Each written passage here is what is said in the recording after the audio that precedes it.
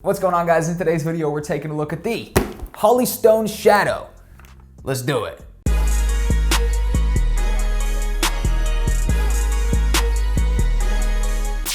Welcome back to my channel. My name is Jack. I produce weekly content based around video editing, videography, and how to make money making videos. Subscribe now if you're interested. Video production content all around, basically. You know, I'm doing some product reviews today, but those are the topics we usually stick to. Anyways, without further ado, let's get into the review of the Holystone Shadow, the the HS160. I think that's the exact model number, you know, if you want to get technical out here. I've been using this drone for about 2 weeks. Full disclosure, I was sent it for free by the company to do a review on, and I'm doing a review, but it really did hold up compared to some of the other drones that I've been sent in the past, some of them which I've lost, because the wind took them. That's honestly a problem with these kind of budget ones sometimes, especially if you're going a little bit too high. But let's jump into kind of what's in the box, how it actually works, and then come back with the final thoughts, overall my opinion on whether you should get this item, whether you should bring it into your house, whether you should add it to your equipment list, all coming up. First off, you know, the basic necessities of the information you need to know is the price. It's gonna be 70 pounds if you're in the UK. It's gonna be $100 if you're in America. So, you know, 100 bucks, by all means, that's not just laying out on the street when you go outside, you know, but it's still pretty goddamn cheap compared to, you know, some of the other drones you could be purchasing, which are easily up in the thousands, you know, to say the very least. What's in the box? Very simple. It is going to come in a very cool carrier case. Well, once you obviously take the carrier case out of the packaging itself, then it's going to come with this pretty cool carrier case, which is, you know, shock resistant, all sort of stuff. Very nice to be able to bring this around, and you know, it looks pretty discreet. You know, you wouldn't necessarily know it's a drone in there. Then you got the foam protection once you actually unzip the carrier case itself. Foam protection just basically to keep everything, you know, nice and, you know, not smashing into each other and stuff in there. So you could go ahead and throw the foam protection to the side, and you know, that's going to reveal the controller. And you know, in fact, the controller already has the phone attachment or the phone mount already attached to it. You're going to be able to take the controller out of the carrier case, and you know, it's pretty nice mold in here. And once you take the controller out, that will reveal the carrier pouch, which is just a black pouch right there, which will be underneath the you know, the controller itself. It'll reveal that once we remove the controller, and then, you know, we can take the carrier pouch out and you know, obviously take the drone out of the carrier pouch, and you know, then we're gonna have the bad boy drone, and you can actually kind of take out all the little different arms, if you will, and you know, the propellers. As you can see, it literally is the size of an iPhone until you actually bring out these little propellers and everything like that. And you know, it's super portable, super small, and extremely lightweight. You're also gonna have 2x batteries, and you know, 2x batteries as well as 2x charging cables, which is actually pretty thoughtful of them to give you 2 charging cables. You know, I could definitely have seen them giving you 1 charging cable just to kind of, you know, save money, I guess, but at the end of the day, they do give you 2, so you can be efficient and charge both of your batteries at the same time. And we'll get into how long it lasts and everything in a second. So, you know, it's actually pretty good that they do give you these 2, you know, charging cables and the 2 batteries. But, you know, finally comes with a whole bunch of manuals, you know, a whole bunch of nonsense right there. And, you know, by all means, read that stuff. I had to read it, but, you know, for the sake of the video, it's nonsense. You don't really care about it.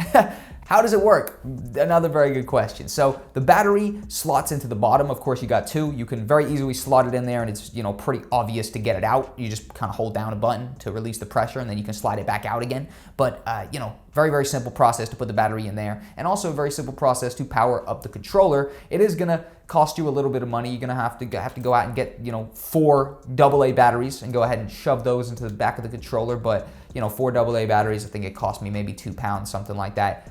You know, not that much at the end of the day. If you've already bought the drone, you can buy a couple batteries. Then you actually download an app to do all the controlling off of. So you can download an app called the HS-D2 app.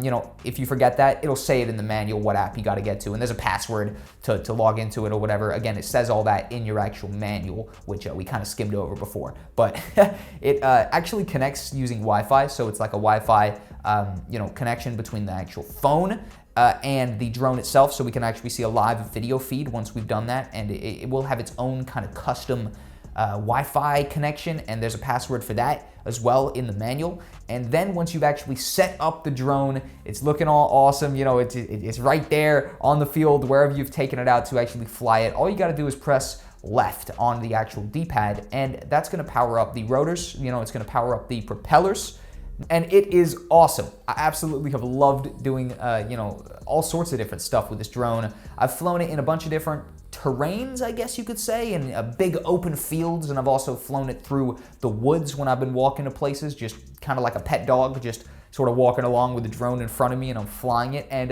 you know, I have to say it handles like a beast. It really handles amazing. And, you know, I've been lucky enough to mess around with a bunch of budget drones over the past couple weeks. And this hands down is the best one, 100%. I've messed around with 2 others. One of them I lost.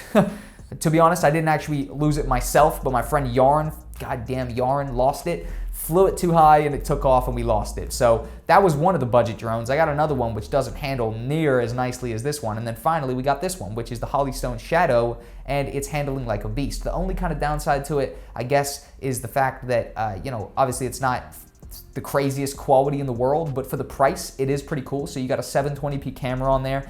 The camera is, you know, substantially better than the other budget drones, which were similar prices to this, maybe around, you know, 20 bucks less, something like that. So they were technically a little bit less money, but still around the same price point, and their cameras were terrible compared to this. The cam quality is 720p on the dot. You can take videos, you can take pictures, and overall, it is definitely bearable and definitely, you know, something you can use, opposed to some of these other budget ones, which is, you know, more or less unusable, to be honest. If it's 420p or 480p rather, it's not very usable. 720p is kind of just at the limit where you can actually use this. You could, you know, on a nice sunny day, you could actually get some significantly good footage. And, you know, it has a lot of controllability as well. Super lightweight, lots of controllability, 4 different speeds. So it's got like a bumper on the back. The first speed is pretty damn slow, but if there's no wind, it'll still be decent. And the 4th speed, you know, obviously is really fast. It actually really is. And it's such a lightweight small drone that going on this speed is pretty crazy. We had a couple crashes, but it's such a lightweight device that the worst you're gonna do when you crash it is just get a couple little mud stains on the actual propellers themselves. But, you know, the body of it's gonna stay compact, and, you know, we didn't get any problems with wings flying away, any sort of nonsense like that. And overall, it was, you know, it was good. Now, the batteries, which is the downside, I suppose, last only about 10 to 20 minutes a piece. You get 2, so you've got about 20 to 40 minutes of total fly time here, which isn't the greatest, but obviously it's USB chargers for the batteries, so I've been taking a you know, portable charger out with me when I do it, and just when one of them finishes, I plug it into the portable charger and then start flying the other one, and then when the other one dies, I can switch back over, which is a cool strategy, I guess, but it is kind of annoying to get the 10 to 20 minute fly time.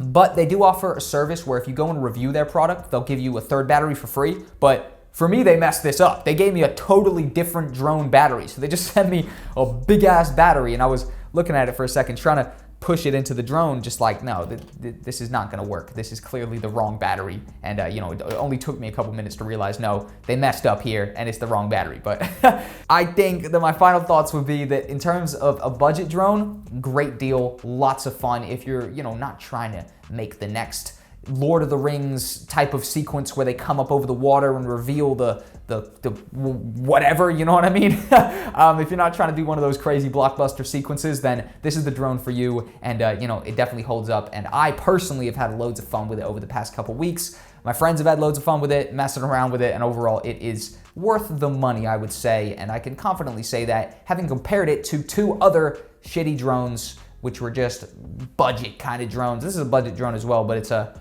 I guess a little bit on the higher up side, a little bit of the more high-end side in terms of budget drones. Final thoughts, easily worth it to you guys if you're, again, not trying to create the most Steven Spielberg type of films, just kind of want a cool piece of kit just to mess around with. This is for you.